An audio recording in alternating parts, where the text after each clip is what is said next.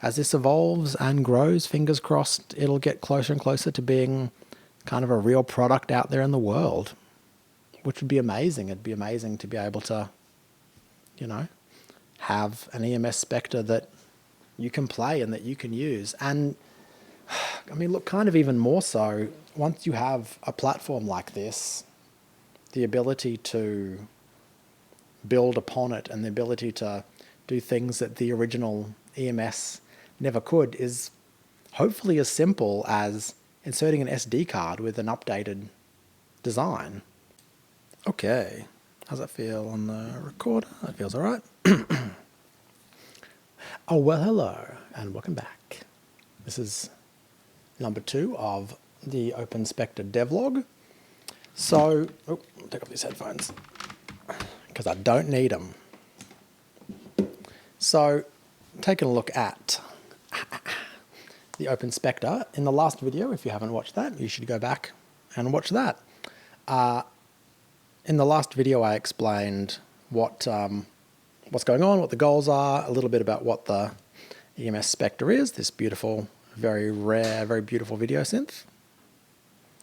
And the idea, and heavy, 35 pounds.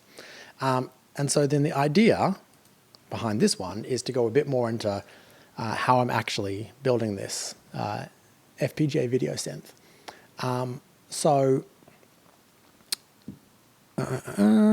I talked a little bit about what FPGAs were in the previous video. So if you want some more info on that, go check that out. But let's jump right over. So I'm in Vivado here. Xilinx is a company that manufactures FPGAs, and they also manufacture the IDE here. So let's get out of this. Let's get out of this view. Okay, so I mentioned in the last video that a bunch of stuff has already been built. And so what I'm doing at the moment, working towards like a bit of a MVP, minimum viable product, by sticking together a bunch of the different components I've built. So, and like I mentioned, I'm working on the digital side for the moment. There's both a digital and analog side. Digital side, analog side. And so far, pretty much everything on the digital side is done except for the shape generator, which I need to sit down and kind of do a bit more thinking of. Some stuff on the analog side is already done, but I haven't tested it, haven't put it together. So the way that Vivado works is that we've got this source view that works a bit like a hierarchy. So we can see that there are things under things. And so these are modules, which are like files that sit within other files. You can maybe think of them a bit like functions in more conventional higher level programming languages. They're not really, but we can just pretend. So for example, edge detectors. Here we have a VHDL edge detector that I've written. It detects both a rising and falling edge of a 1-bit square wave. And so by creating a module that contains 4 of them, we can have rising. We can have multiple rising and falling edge detectors. So rising edge, falling edge. And then I've also created some delays here. So look, VHDL, if you're used to conventional programming languages, because VHDL is what's called a hardware descriptive language, it doesn't describe step-by-step processes that a CPU executes. It instead describes the idealized hardware structure. And so in order to create delays, we're actually passing values into registers to store them at every clock cycle. And so in this example, I'm doing this so that we can have the thin output of the edge detector and also a thick one, where I'm delaying the signal a few times and then overlaying it on top of itself in order to, here we go, and then ORing all these delayed signals with themselves to stretch the edge to be nice and thick. So if we look through what has been added to, you know, the MVP I've got so far, this file is kind of the wrapper that contains all of the stuff on the digital side that's been added so far. Not very well formatted yet, lots of signals, but here's where we've got all of our little bits and pieces stuck together. Our inverters, the edge detector overlay gates, XY counters, all that jazz, comparators, the massive pin matrix, which maybe I'll talk about in more detail a bit later, and then our video output stuff with the color converter on the outside.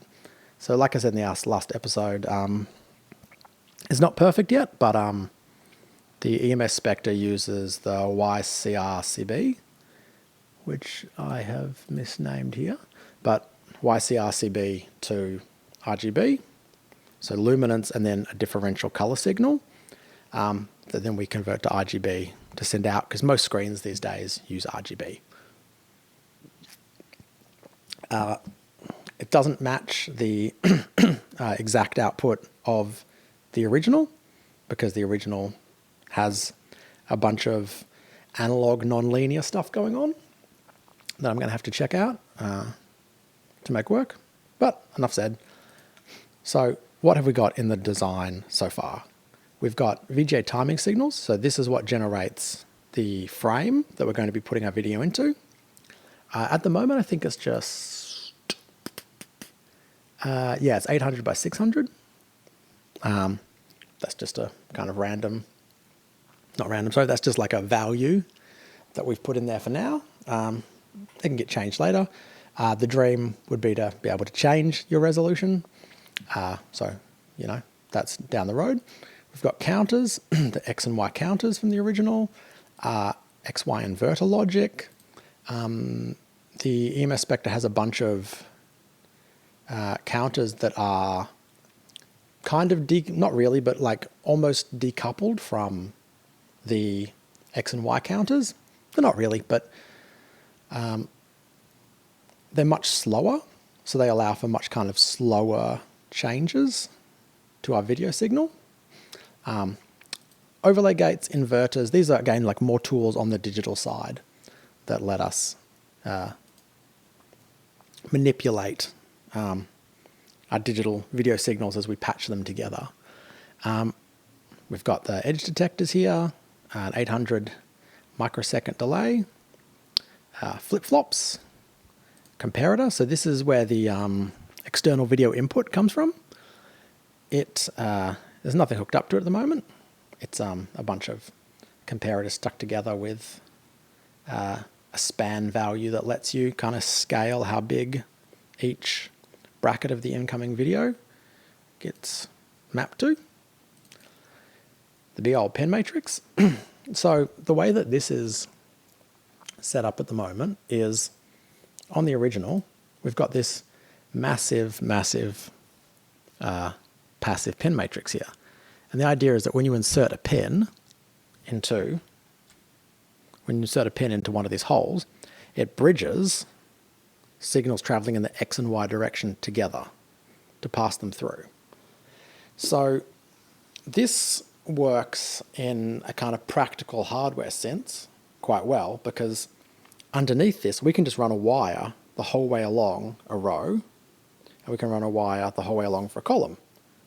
And as the pin goes in, it bridges these two levels, this horizontal rows and this vertical column biz.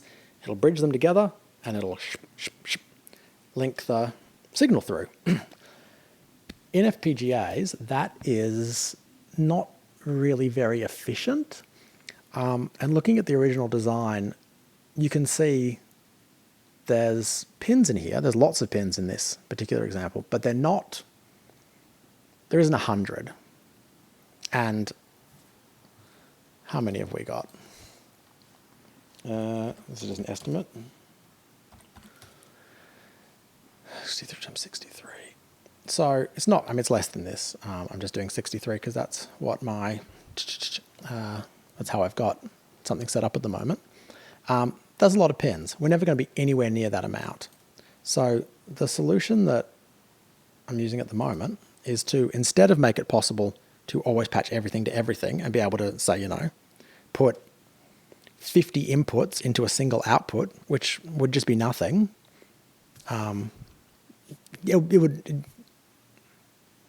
There may be very specific patches that might actually do something, but I think for most things, you'd just be overriding yourself so many times, it would just almost be a solid color or a solid signal for that pin. So instead, I've built these very large cross-point switches here. There's 4 of them at the moment, and you can almost kind of imagine them stacked up on top of each other. So each of these cross points, and this isn't going to mean anything to anyone, but this is like very elegant code. Each of these means that every output we have, every output from the matrix, can select from one of 63 possible inputs. So all of the inputs, each output can select from one of them. And then by stacking these on top of each other, you can almost imagine each of these as being a pin for an output. So now each output can have 1, 2, 3, 4 pins in it. So 4 different signals going into the matrix can come out. And by doing it this way, it takes up a very small amount of space inside of the FPGA, but it also means that we can do things like add and remove these pins as we need. So if it turns out that, we need more inputs going to outputs, we can just duplicate this.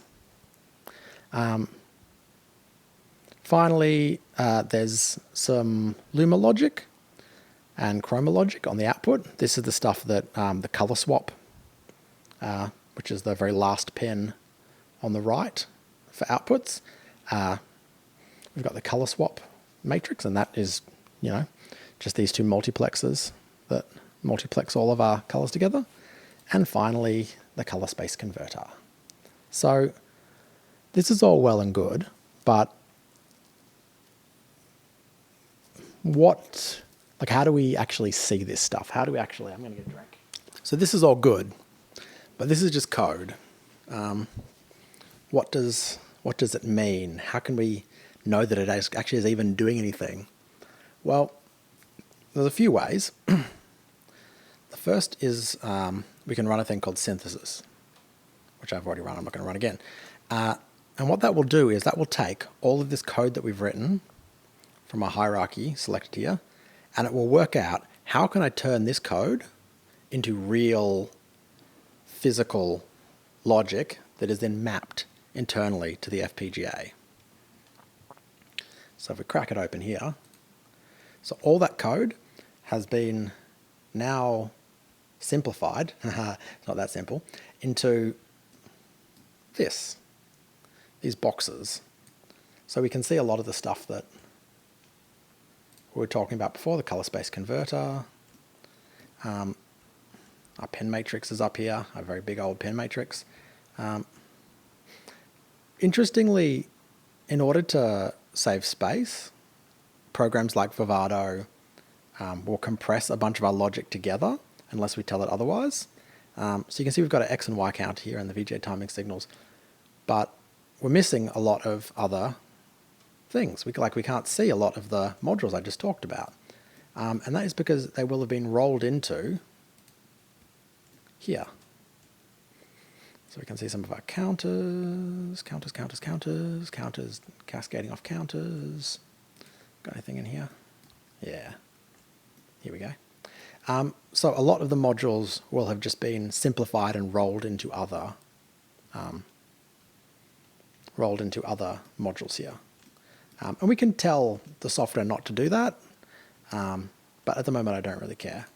So let's take a look as we dive in. So here's the color space converter that's going to turn our YCRCB into RGB, and we can expand it, and now we're looking at the logic blocks that Vivado is going to use to realize this in hardware. So for example, here we've got a DSP module. So, you know, DSP modules, multiplication, accumulation, lots of different kinds of math functions can get packed up into here. LUTs, so LUTs are like lookup tables. They're kind of the most basic form of logic. Here's one with 3 inputs and 1 output, and we can see what's happening directly under the hood here by looking at this truth table here. And it's got a logical representation up the top that's, you know, quite long here. So quite a lot is happening under the hood to determine how we're going to turn our code into an actual real thing in the real world.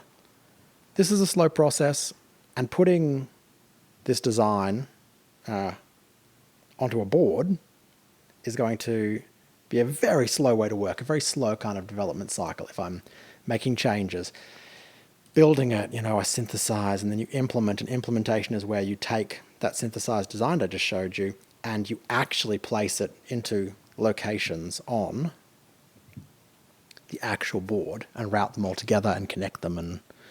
But that's not a very efficient way of working. So we're going to use simulation.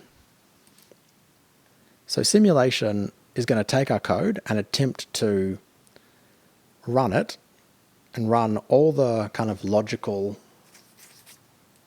processes that are here. I'll get the let's get some more space here. So now we're going to take our test side here. Make this window a bit bigger. And we're going to visualize what is happening. So if I just run this for a little while, let's take a look. Run.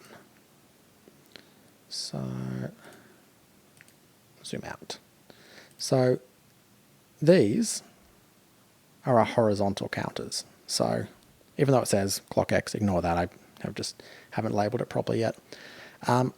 So each time this triggers, we go to a new line. And each time this triggers, we wrap around back to the top.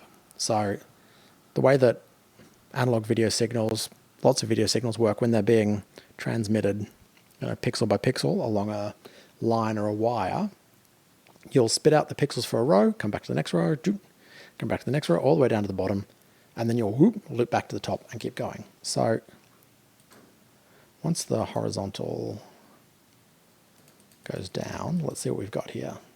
Yeah, and you can see between our horizontal sinks, we've got a bunch of data. Let's see what's happening here. Yeah, we can see something is happening here. What is it? It's very hard to tell. This isn't a great way of working with visual information. It's good for checking that stuff is actually working. So for example, we want to know if the X counter is working. I've just added it to the window here. Going to refresh the design, and we should be able to see if our X counter is working. Run.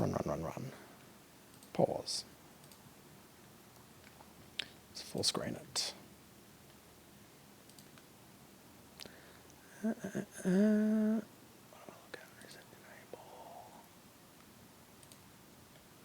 And here we can see our binary counter is running. And it runs across the length of the horizontal line and then resets.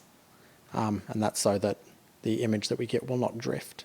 By resetting the counter when our horizontal sync pulse goes low here, it means that in every frame these counters will be in the same place. So, like I was saying, this like, how can we tell that this is doing something interesting? How can we tell that this is what we want? We can't. So I've written a little thing here that will go through this. It'll go through our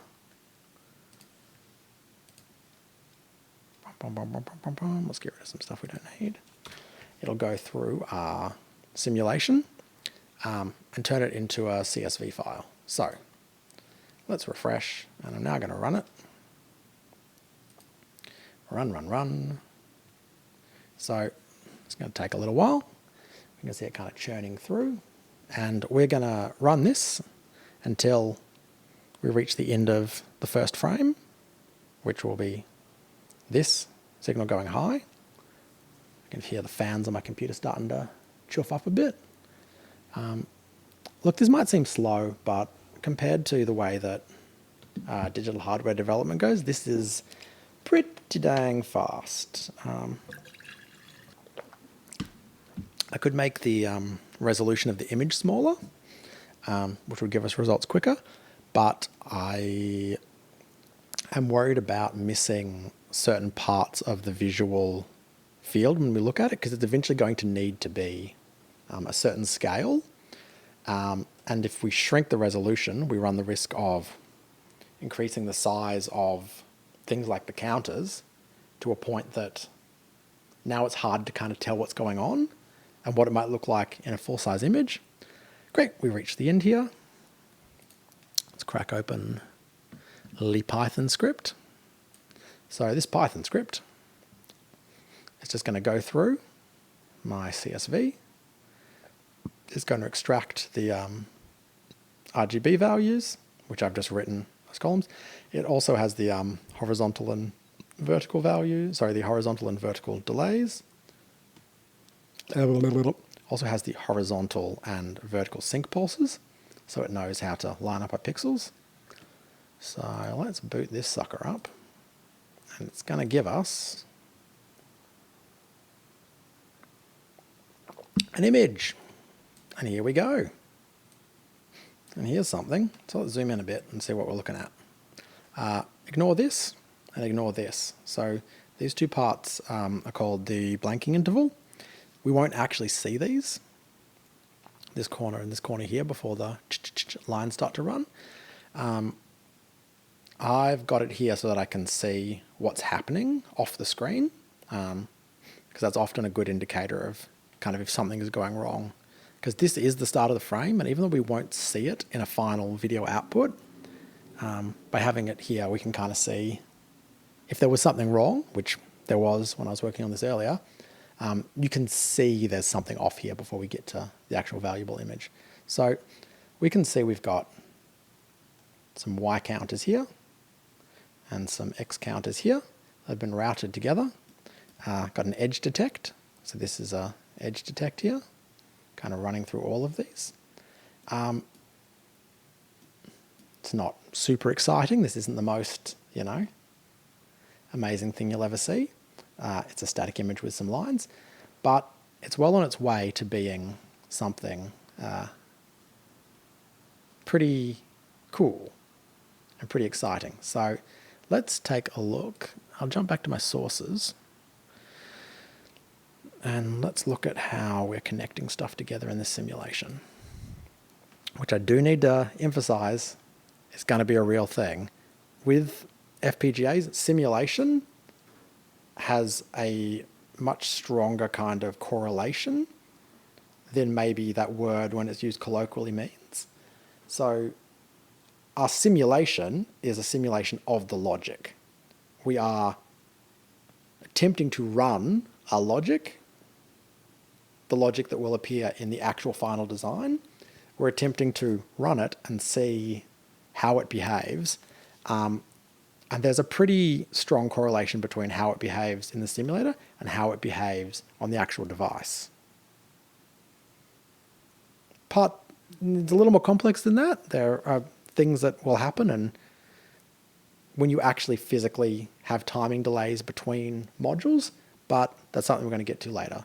For the meantime, simulation is very much like how it's actually going to be on the device. And it just means it's much, much quicker to develop. So let's look at what's happening here. So this is what's called a test bench. So here's where we take our design here, which is all the digital parts stuck together. And here's where we say how we want to simulate. So a bunch of signals. I'm not really going to go through how VHDL works. I might do that in a future video. So I'll just do some hand wavy stuff for now. Got a logger here. Where is it? Okay, so here's the part where we are routing our signals through a matrix. So let's see what we've got. We've got 17. So this 6 is the length of the signal that we want to write. VHDL is incredibly strictly typed, and so every time you do something like just want to write a value here, you have to say how many bits it is, what type it is again if you're converting between types. So 17 to 6. And so the way that we write to the matrix to wire inputs to outputs is we have an address. So this is the output of the matrix, and we have data, or a value we write to that address, which is the input to the matrix. So I'm going to bring up, let's see, I'm going to bring up my ding-a-ling-ding-ding-ding. Let's get the circuits. All right, let's crack open the circuits here, and let's take a look at the matrix so we can tell what we're doing. Here we go. Whew. So, along here, these are the inputs to the matrix, and these are the outputs to the matrix. So let's put it on one side of the screen. Our output is 17.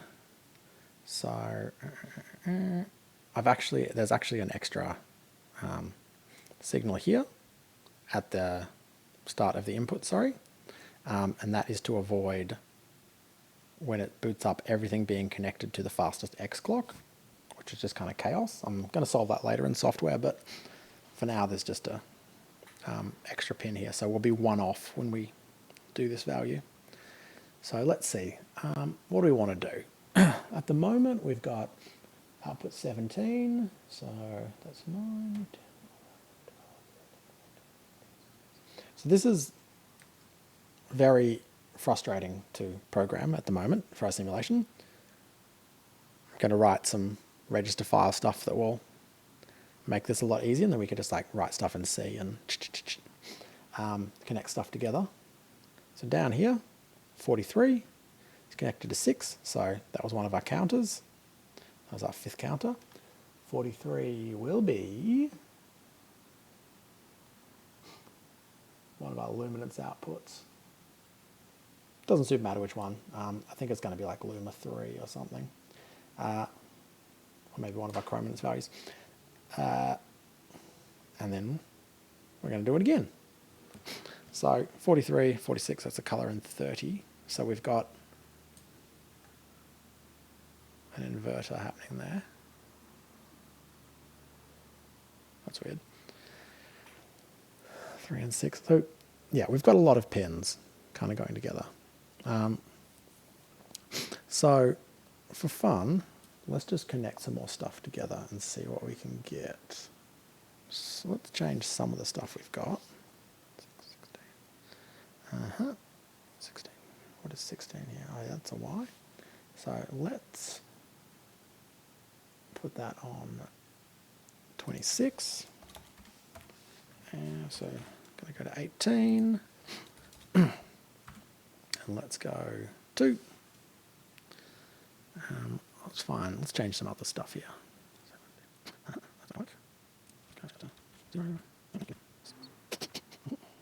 Let's see what happens now. We haven't really changed a huge amount.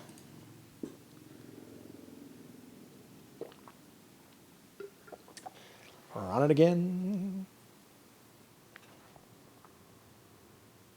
Well, that does its biz. There's a bunch of, where are we? Images. Is it under simulation? Synth tools, sim images, here we go. So we've got a bunch of examples that have already come out of this design. Everything from some pretty basic counters. So this was me testing all of the X direction counters. Got any other? Some of the Y direction counters.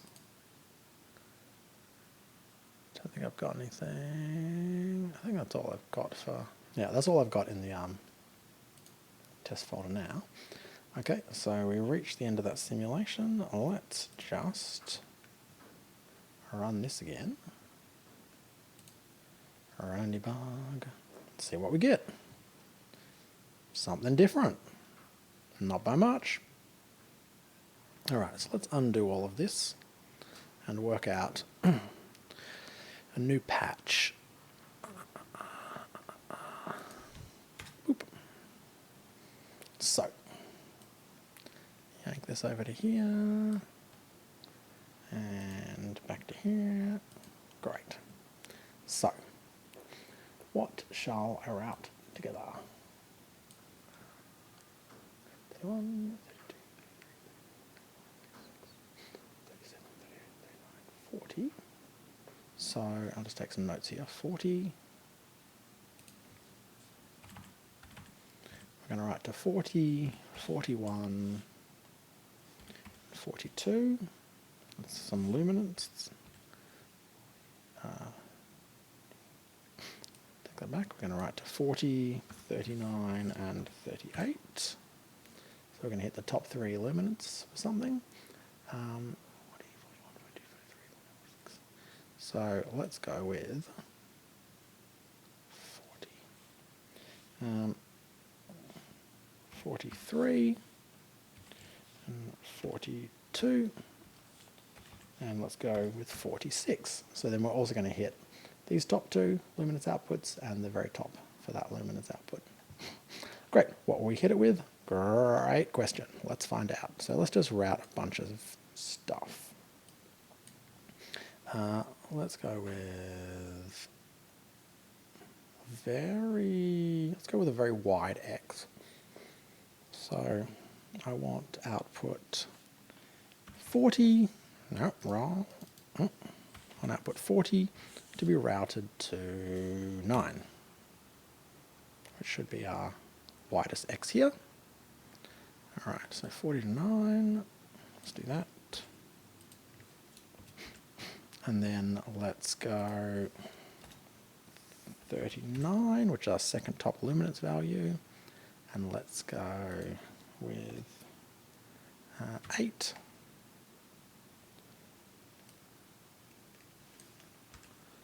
And now, come back, don't go away. All right, so now let's take 43, so one of our top chrominance values. 43, and let's route it off something moving much faster. So let's go 4.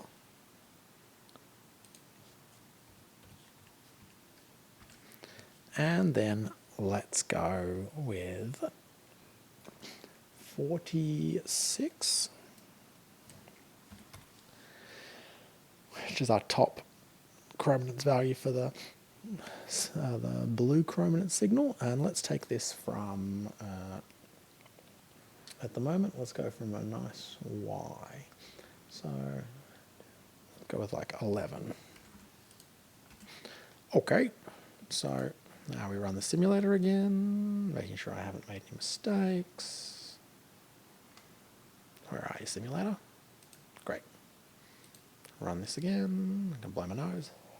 I feel like I should probably front load the video with some of the images. It's probably like a bit more exciting then.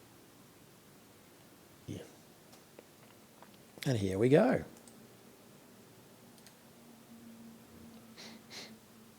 And you can see we got something. So we've got this. So we're just looking at signals directly from the counters, signals directly from the X and Y counters, passing straight to the outputs. That's fun, and we get this wacky shirt pattern, but let's make something even a little more exciting. So let's run some stuff to the inverters. So let's take a signal like 4. Have I used 4? Nope. So that should be X3. And let's run that to, so run that to 14, which, because like I said, because of the one-off thing with the matrix, so that should do, that should invert, so we should be inverting our Y counter that we're using with our X3 counter. Let's find out if that works. And so I started with the digital side of the EMS here, just because whilst it isn't necessarily, no, that's not true. I started with the digital side here because I kind of wanted to know that it was going to fit. I kind of wanted to know that all this stuff, and also like easier. A lot of this stuff is going to be a lot easier than the analog side, where I kind of still need to come up with a bit of a plan of attack for that. Hey! So now you can see Y is being inverted with this X counter. Whoop. So what do we have before? This. Let's see them side by side. So now we've introduced some more interesting patterns. And let's do it again. So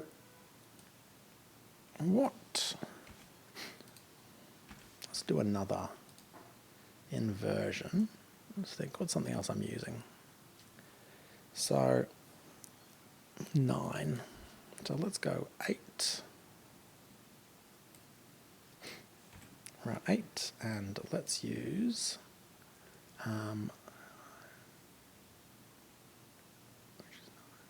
so that's going to be from the Y. That's very fast there. So let's go 9, 10, 11, 12. Sorry.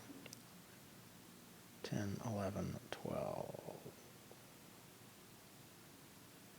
Sorry.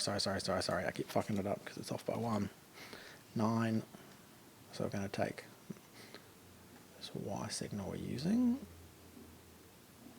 Sorry. Oh, God. Sorry, I just keep getting mixed around. This is going to be much easier once there's some like proper register file stuff to stop me from confusing myself. So we're going to invert 9. How are we going to invert 9? Let's do, I don't know, like 17. Let's do something kind of big. Ding dong. Veki. Run. Yeah, look, even if it doesn't kind of feel like mind-blowing, like, oh my God, wow. It's very cool to see this kind of imagery coming along. Still running, friend? Yep. Great. We hit the end. And here we go. And now we've got some even more interesting, beautiful imagery. Let's compare this and this. So with 8 pins, we've already got some fairly complex imagery. And what is going to be great about realizing this in FPGA is that the pins in the matrix will be able to be saved and recalled as presets. So you'll be able to jump between or transition between very complex setups that just wouldn't be possible with the original, which is something that I'm particularly excited about. I'm particularly excited about the idea of being able to build these beautiful, intricate, complex things like you could with the original. Great, super deep images like this. But then also change, swap, iterate, maybe even add something like a random feature that will, randomly place 12 pins or whatever, so that you can explore that kind of wild, chaotic side of the machine as well. So again, thanks so much for watching. As I mentioned in the last one, if you're a VHDL engineer who would like to be involved, or if you have any experience with this module and want to chat to me about it, if you have any deep insights or you know someone that I should talk to or that I should know about cloning this, then hey, please contact me here. If you have not the skills but money and you want to see this come into the world, there's always the option of donating, even just enough to buy Remy and I a coffee or a club mate, which fuels a lot of my VHDL development outside of work. Yeah, please check out the link in the description, check out what is happening. A lot of this stuff is a little bit out of date. I've done more since I last updated this, but yeah, please come take a look. And yeah, as this evolves and grows, fingers crossed, it'll get closer and closer to being kind of a real product out there in the world, which would be amazing. It'd be amazing to be able to, have an EMS Spectre that you can play and that you can use. And I mean, look, kind of even more so, once you have a platform like this, the ability to build upon it and the ability to do things that the original EMS never could is hopefully as simple as inserting an SD card with an updated design. Like, that's one of the things that's great about FPGAs. If you can get the whole bootloading flow working and like good and kind of easy for regular people to use, then yeah, you're in this situation of being able to be like, here's an EMS Spectre, it sits inside of an FPGA. Wouldn't it be cool if that had video effects on top of it? Wouldn't it be cool if that, wouldn't it be cool if there was two stuck inside and they were connected together in some way? Wouldn't it be cool if there was an audio synth in there as well? Like, that's what is one of the very exciting things about cloning things in FPGA. And one of the exciting things about this type of digital hardware. And so, yeah, the eventual hope would be to be able to make something that could be a product for people to use, that would also then be able to have kind of continued releases and like updates and things to make it better. Because one of the things that's always frustrated me a bit about products that I've made in the past is how difficult it is to update them. Like the video equations, it was great, and you could always update it at home, but you needed to have the software and buy the propeller dongle and da-da-da, or you could order the chips off me and I'd send out these chips and they'd get damaged in the mail and people would be worried about putting chips in the wrong way. It just wasn't as kind of smooth an interaction as I would have liked. I would have liked people to just be able to get an SD card, stick it in the side, and now you have all the updates, and all the kind of like, you're always on kind of like the latest version of the product.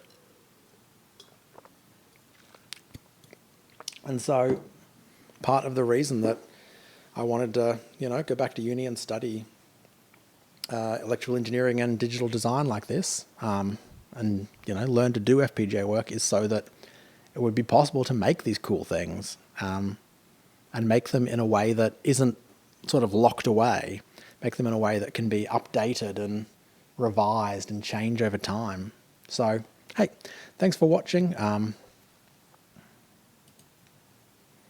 thanks for tuning in to this kind of brief, I don't know how long it's been, it's probably not brief at all.